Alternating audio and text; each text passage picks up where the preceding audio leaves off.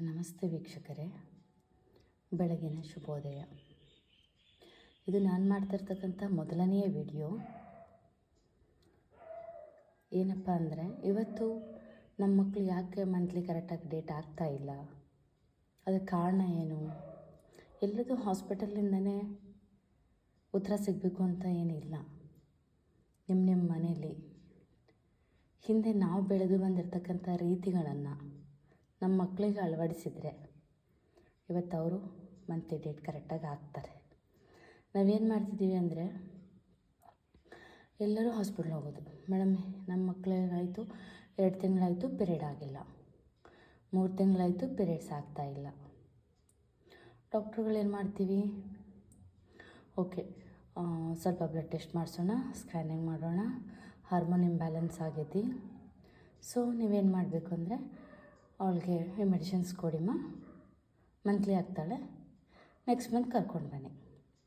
ಅಂದರೆ ಪ್ರತಿಯೊಂದು ಮೆಡಿಸಿನ್ಸನ್ನು ನಾವು ಇವಾಗಲಿಂದನೇ ಅವ್ರಿಗೆ ಸ್ಟಾರ್ಟ್ ಮಾಡಿದ್ರೆ ಅವ್ರು up to degree, up to 8, 9, 10th PUC and degree after married, ಅಲ್ಲಿವರೆಗೂ ಅವ್ರಿಗೆ ಮೆಡಿಸಿನ್ ಮುಖಾಂತರ ಅವ್ರಿಗೆ ಪಿರಿಯಡ್ ಆಗಬೇಕು ಅಂದರೆ ಅವ್ರ ಬಾಡಿ ಏನಾಗುತ್ತೆ? ಸೊ ನಾವು ತಂದೆ ತಾಯಿಗಳು ಯೋಚನೆ ಮಾಡಬೇಕಲ್ವ ಅದನ್ನು. ಹಾಗಾಗಿ ನಾವು ಪ್ರತಿಯೊಬ್ಬರೆಲ್ಲ ಕೇಳೋದೇನಪ್ಪ ಅಂತಂದರೆ, ಹಿಂದೆ ನಮ್ಮ ತಂದೆ ತಾಯಿಗಳು ನಮ್ಮನ್ನು ಹೆಂಗೆ ಬೆಳೆಸಿದ್ರು. ಈಗ ಏನಾಗ್ಬಿಟ್ಟಿದೆ ಅಂದರೆ, ನಮಗೆ ಒಂದು ಗಂಡು ಒಂದು ಹೆಣ್ಣು ಆಯಿತು. ಹಿಂದೆ ನಮ್ಮಪ್ಪ ಅಮ್ಮಗಳಿಗೆ ನಾವೆಲ್ಲ ಎಷ್ಟೆಷ್ಟು ಜನ ಇರ್ತಿದ್ವಿ ಅಂದರೆ 6 ಜನ, 4 ಜನ, ಅರ್ಧ ಡಜನ್ ಅಂತೂ ಪಕ್ಕ ಇರ್ತಿತ್ತು. ಸೊ ಅವಾಗ ಏನಾಗ್ತಿತ್ತು ಅಂತಂದರೆ, ನಮ್ಮ ದಿನಚರಿಗಳನ್ನು ನಾವೇ ಮಾಡ್ಕೋತಾ ಇದ್ವಿ. ಬೆಳಗ್ಗೆ 5 ಗಂಟೆಗೆ ಏಳಬೇಕು, ಕಸ ಹೊಡಿಬೇಕು, ಸಗಣಿಯಿಂದ ನೆಲ ಸಾರಿಸ್ತಿದ್ವಿ. ಹೋಗಿ ಅಂಗಳ ಎಲ್ಲ ಬೆಳೆದು ಬಂದು ಅಂಗಳಕ್ಕೆ ರಂಗೋಲಿ ಎಲ್ಲ ಹಾಕಿ, ಎಮ್ಮೆ ದನಕರುಗಳಿರ್ತಿತ್ತು, ಹಾಲು ಕರಿಯೋದಿರ್ತಿತ್ತು, ದೇವ್ರ ಪೂಜೆ ಅಂತ ಮಾಡಬೇಕು, ಬುಟ್ಟಿ ಗಂಟ್ಲೆ ರೊಟ್ಟಿ ಸುಡಬೇಕಿತ್ತು. ಬಟ್ಟೆನ ಕೆರೆ ಕಟ್ಟೆಗಳಿಗೆ ಹೋಗಿಬಿಟ್ಟು ಬಗ್ಗಿ ನಿಂತ್ಕೊಂಡು ಬಟ್ಟೆಗಳನ್ನು ಒಗ್ಸ್ಕೊಂಡು ಬರೋರು ಹೆಣ್ಮಕ್ಳು. ಸೊ ಇವೆಲ್ಲ ದಿನಚರಿಗಳು ಹೆಂಗಾಗ್ಬಿಟ್ಟಿದೆ ಅಂದರೆ ಮರ್ತುಬಿಟ್ಟಿದ್ದೀವಿ ನಾವೀಗ. ವಾಷಿಂಗ್ ಮೆಷಿನ್ ಇದೆ, ಕಲ್ಲು ಒರೆಸೋಕ್ಕೆ ಕೋಲಿದೆ, 2 ಮಕ್ಕಳಿರೋದ್ರಿಂದ ಬೆಳಗ್ಗೆ ಬೇಗ ಎಬ್ಸಲ್ಲ. ಯಾಕಂದರೆ ನಮ್ಮ ಮಕ್ಕಳು ಓದ್ತಿದ್ದಾರೆ, ಪಾಪ ಮಲಗಲಿ ಬಿಡು, ಓದ್ತಾ ಇದ್ದಾರೆ, ಯಾಕೆ ಎಬ್ಬಿಸ್ಬೇಕು? ಈ ಒಂದು ದಿನಚರಿಯಲ್ಲಿ ಏನಾಗ್ತಿದೆ ಅಂದರೆ, ನಾವು ಮಾಡ್ತಿರ್ತಕ್ಕಂಥ ಕೆಲವೊಂದು ತಪ್ಪುಗಳು ನಮ್ಮ ಮಕ್ಕಳಿಗೆ ಗೊತ್ತಾಗ್ತಿಲ್ಲ. ಸೊ ಅದನ್ನು ದಯವಿಟ್ಟು ಪಾಲಕರಾದಂಥ ನಾವುಗಳು ಬೆಳಗ್ಗೆ ಬೇಗ ಎಬ್ಸೋ ರೂಢ ಮಾಡಿ, ಬೇಗ ಮಲಗಿಸಿ, ಬೇಗ ಎಬ್ಬಿಸಿ. ಸಾಕು, ಒಬ್ಬ ಮನುಷ್ಯನಿಗೆ 5 ತಾಸು ನಿದ್ದೆ ಮಾಡಿದ್ರೆ ಅವನು ಆರಾಮಾಗಿರಬಹುದು, ಯಾವುದೇ ರೀತಿ ತೊಂದರೆ ಆಗಲ್ಲ. 5 ಅವರ್ ನಿದ್ದೆ ಒಬ್ಬ ಮನುಷ್ಯನಿಗೆ ಸಾಕು. ಸೊ ನಾವು ಬೆಳಗ್ಗೆ ಸ್ವಲ್ಪ ಬೇಗ ಎಬ್ಬಿಸಿ ನಮ್ಮ ಮಕ್ಕಳಿಗೆ ನಮ್ಮನೆ ಕೆಲಸನೇ ಹಚ್ಚೋಣ. ಯಾವ ವರ್ಕರ್ ಇಟ್ಕೊಳ್ಳೋದು ಬೇಡ, ನಮ್ಮನೆ ಕೆಲಸಗಳನ್ನು ಮಾಡಿಸ್ಕೊಳ್ಳೋಣ. ಬೆಳಗ್ಗೆ ಶೇಂಗಾ, ಬೆಲ್ಲ, ಉತ್ತುತ್ತಿ, ಒಣ ಕೊಬ್ಬರಿಗಳನ್ನು ತಿನ್ನಿಸೋಣ. ಕಸ ಹೊಡಿಯರಮ್ಮ, ಬೆಳಗ್ರಿ, ಹೊರಗಡೆ ವರಂಡಾನ ಕ್ಲೀನ್ ಮಾಡಿ, ರಂಗೋಲಿ ಹಾಕಿ ಬನ್ನಿ, ದೇವ್ರ ಮನೆ ಕ್ಲೀನ್ ಮಾಡಿ, ಕುತ್ಕೊಂಡು 4 ರೊಟ್ಟಿ ಉದ್ಕೊಡ್ರಿ. ನಾವು ನಮ್ಮ ಮಕ್ಳಿಗೆ ಹೇಳಿದ್ರೆ ಮಾತ್ರ ಅರ್ಥ ಆಗುತ್ತೆ ಹೊರತುಕು ನಾವು ಬೇರೆಯವ್ರ ಮನೆ ನಾಳೆ ಮದುವೆ ಮಾಡಿಕೊಟ್ಟಾಗ ಅಲ್ಲಿ ಆ ಒಂದು ಅತ್ತೆ ಅಂತ ಅನ್ಸ್ಕೊಂಡೋಳಲ್ಲ ಏನಾದರೂ ಹೇಳಕ್ಕೆ ಹೋದಾಗ ನಮ್ಮ ಮಕ್ಕಳಿಗೆ, ನಮ್ಮಮ್ಮ ಆದರೆ ಏನೂ ಹೇಳ್ತಾ ಇರಲಿಲ್ಲ, ಇವ್ರು ತುಂಬ ಕೆಲಸ ಹೇಳ್ತಾರೆ ಅಂದು. ಇವತ್ತು ಮದುವೆ ಆಗಿ 2-3 ತಿಂಗಳಿಗೆ ಗಂಡ ಹೆಂಡತಿ ಡೈವರ್ಸ್ ಆಗೋದಾಗಿರ್ಬೋದು, ಅಥವಾ ಗಂಡ ಹೆಂಡತಿ ಬೇರೆ ಮನೆ ಮಾಡೋದಾಗಿರ್ಬೋದು. ಇವೆಲ್ಲ ಕಾರಣಗಳು.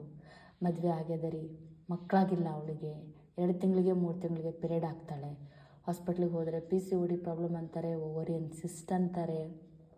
ಇವೆಲ್ಲ ಕಾರಣಗಳಿಂದ ಏನಾಗ್ತಿದೆ ಅಂತಂದರೆ, ಮಕ್ಕಳಾಗಲ್ಲ ಅಂದ ತಕ್ಷಣ ಅತ್ತೆ ಸ್ವಲ್ಪ ಎಚ್ಚರ ಆಗ್ತಾಳೆ, ಹಾಸ್ಪಿಟಲ್ ಅಂತ ಹೋಗ್ತಾರೆ. ಅಲ್ಲಿ ಮನಸ್ಸುಗಳು ಒಬ್ರಿಗೊಬ್ರು ಪರಸ್ಪರ ದೂರ ಆಗ್ತಾ ಹೋಗ್ತವೆ.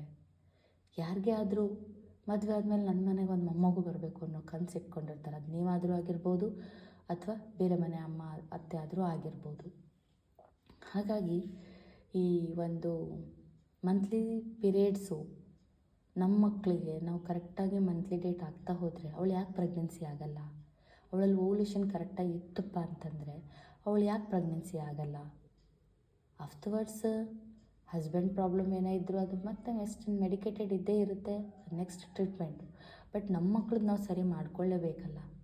ಇವತ್ತು ಪ್ರತಿಯೊಂದು ಹೆಣ್ಮಕ್ಳು 8th ಸ್ಟ್ಯಾಂಡರ್ಡಿಂದ ಹಿಡಿದು ದೊಡ್ಡ ಅವರು ಋತುಮತಿ ಆಗಿರ್ತಕ್ಕಂಥ 1 ವರ್ಷದಿಂದ ಹಿಡಿದು ಅಪ್ ಟು ನಾನು PU ವರೆಗೂ ನೋಡಿದ್ದೀನಿ.